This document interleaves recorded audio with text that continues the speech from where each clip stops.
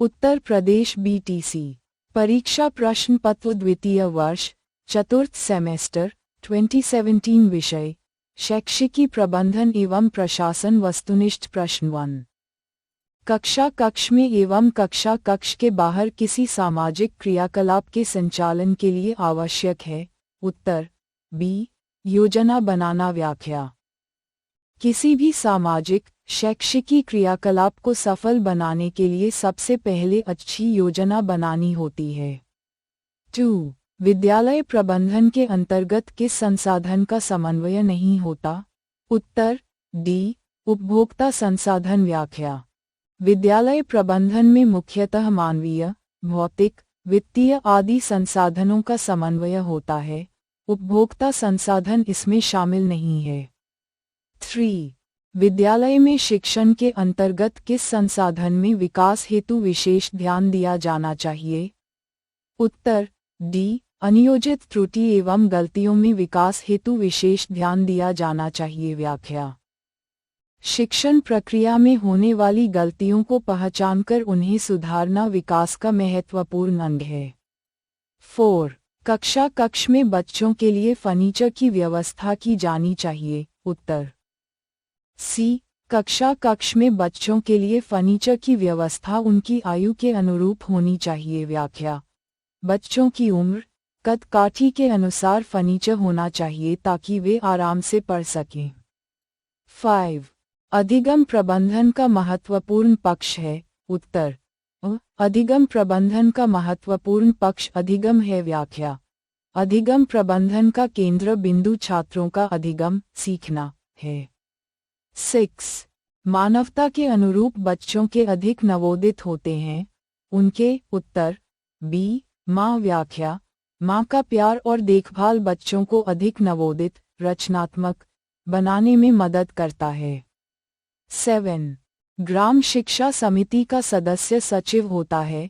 उत्तर B विद्यालय प्रधान। व्याख्या। ग्राम स्तर पर विद्यालय प्रधान ही समिति का सदस्य सचिव होता है। 8. उचित विद्यालय प्रबंधन निष्पादन करता है। उत्तर अ प्रबंधक की सक्रियता का। व्याख्या। अच्छा प्रबंधन प्रबंधक की सक्रियता पर निर्भर करता है।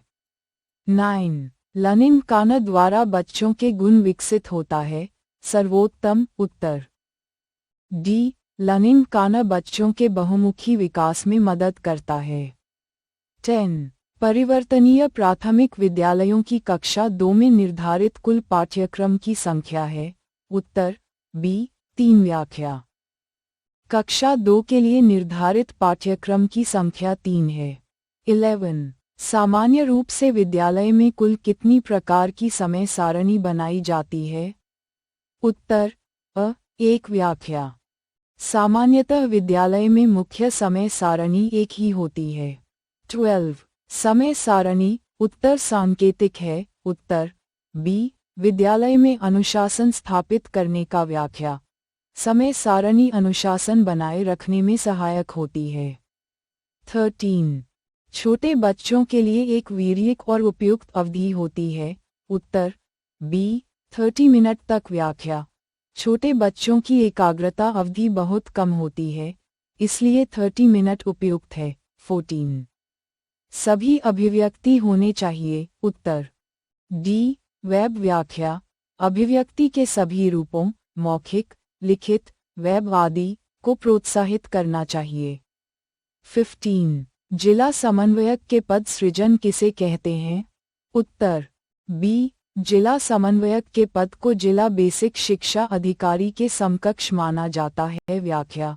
जिला समन्वयक जिला स्तर पर शिक्षा से संबंधित कार्यों का समन्वय करते हैं। 16. प्रबंधन के प्रमुख तत्व क्या हैं? उत्तर प्रबंधन के प्रमुख तत्व योजना, संगठन, निर्देशन, नियंत्रण आदि हैं। 17. कक्षा शिक्षण हेतु आवश्यक सामग्रियों का उल्लेख कीजिए। उत्तर ब्लैकबोर्ड, चार्ट, मॉडल, चित्र, पुस्तकें, खेल सामग्री आदि। 18. मानवीय प्रबंधन के प्रमुख घटक बताइए। उत्तर भर्ती, चयन, प्रशिक्षण, पदोन्नति, प्रेरणा, मूल्यांकन आदि।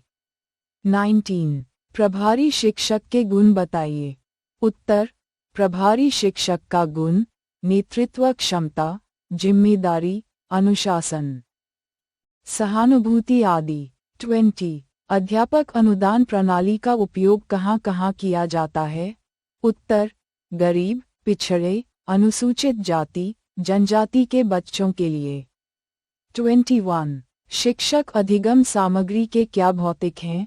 उत्तर: शिक्षक अधिगम सामग्री भौतिक, ठोस और अमूर्त, अदृश्य, दोनों प्रकार की होती है।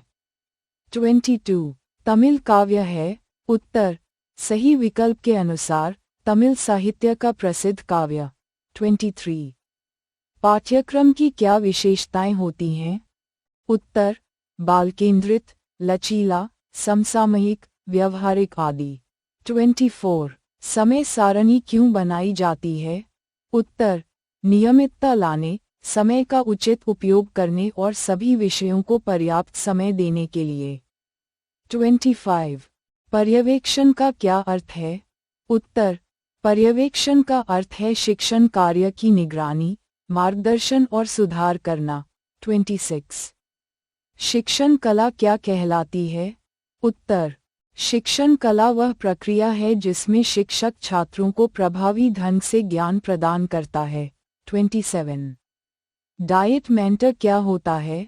उत्तर: डाइट मेंटर जिला स्तर पर शिक्षक प्रशिक्षण एवं मार्गदर्शन के लिए नियुक्त अधिकारी होता है।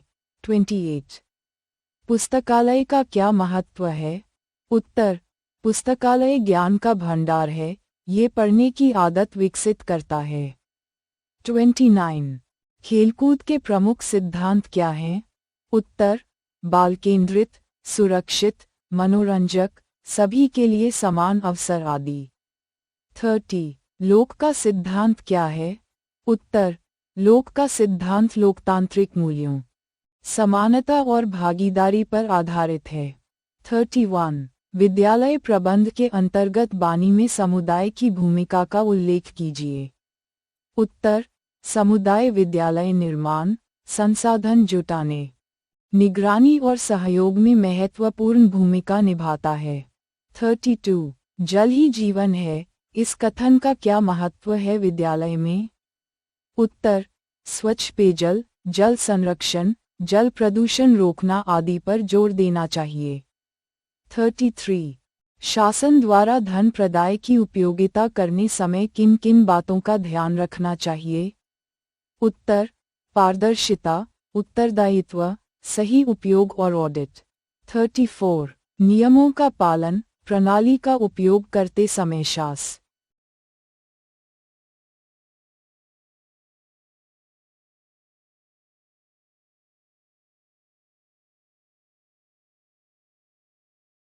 न उत्तर: नियमों का पालन अनुशासन और सुव्यवस्था बनाए रखता है। 35. विद्यालय में पाठ्य सहगामी क्रियाकलापों का आयोजन क्यों आवश्यक है?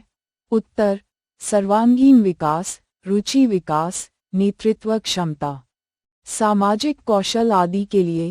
36. विद्यालय में खेलकूद की व्यवस्था करते समय किन किन बातों का ध्यान रखना चाहिए? उत्तर: सुरक्षा, उपयुक्त मैदान, उपकरण, चिकित्सा सुविधा, सभी बच्चों की भागीदारी। 37. विद्यालय अभियान के सूची बनाइए। उत्तर: स्वच्छता, पर्यावरण, स्वास्थ्य, साक्षरता, बालिका शिक्षा आदि अभियान। 38. नागरिक कुटुंब होता है तो क्या है? समुदाय किस प्रकार से सहयोगी हो सकता है? उत्तर: समुदाय विद्यालय के विकास में सक्रिय सहयोगी बन सकता है। 39. निरीक्षण का क्या महत्व है? उत्तर: शिक्षण की गुणवत्ता सुधारना, कमियों को दूर करना और मार्गदर्शन प्रदान करना। 40. अध्यापक दैनंदिनी शिक्षक के कार्य का दर्पण है, इसका क्या अर्थ है? उत्तर: दैनंदिनी शिक्षक के दैनिक कार्य, उपलब्धियों और समस्याओं का लिखित रिकॉर्ड है।